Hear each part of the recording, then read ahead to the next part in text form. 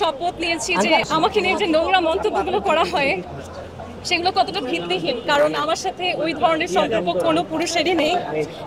Saudi রাষ্ট্রদূতের বিরুদ্ধে প্রেমের ফাঁদে ফেলে প্রতারণার অভিযোগ তুলে হঠাৎই আলোচনায় আসেন মডেল মেঘনা আলম। শুধু তাই নয়, তার বিরুদ্ধে উঠে আসে হানি ট্র্যাপের মতো চাঞ্চল্যকর অভিযোগও।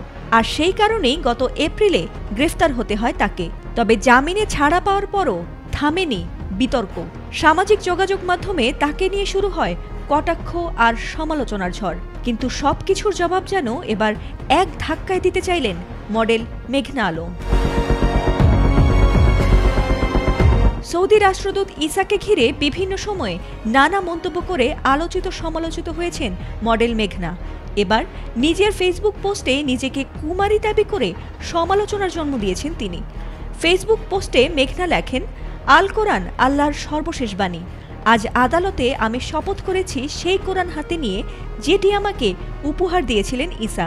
তিনি আদালতে কোরআন হাতে শপথ নিয়ে বলেছেন, তার জীবনে কখনো কারো সঙ্গে শারীরিক সম্পর্ক হয়নি, এমনকি সাবেক স্বামী ঈসার সঙ্গেও নয়।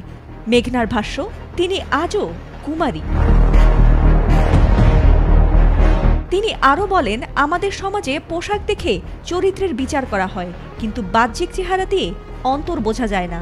তিনি অভিযোগ করেন, একজন ক্ষমতাধর ব্যক্তির সঙ্গে বিবাহ বিচ্ছেদের কারণে তাকে অযথাই মিথ্যা মামলায় হয়রানি করা হচ্ছে। তার এই পোস্ট প্রকাশ হতেই সামাজিক যোগাযোগ মাধ্যমে শুরু হয়েছে তীব্র বিতর্ক। কেউ বলছেন মেঘনার এই বক্তব্য ভীষণ সাহসী, আবার কারো মতে এটি শুধুই প্রচারণার খেলা।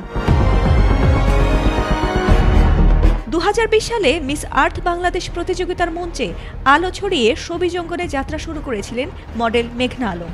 তখন থেকেই তিনি ছিলেন আলোচনায়, কিন্তু এবার তিনি মোটেই আলোচনার কেন্দ্রবিন্দু নন, বরং বিতর্কের ঝড়ের ঠিক মাঝখানে।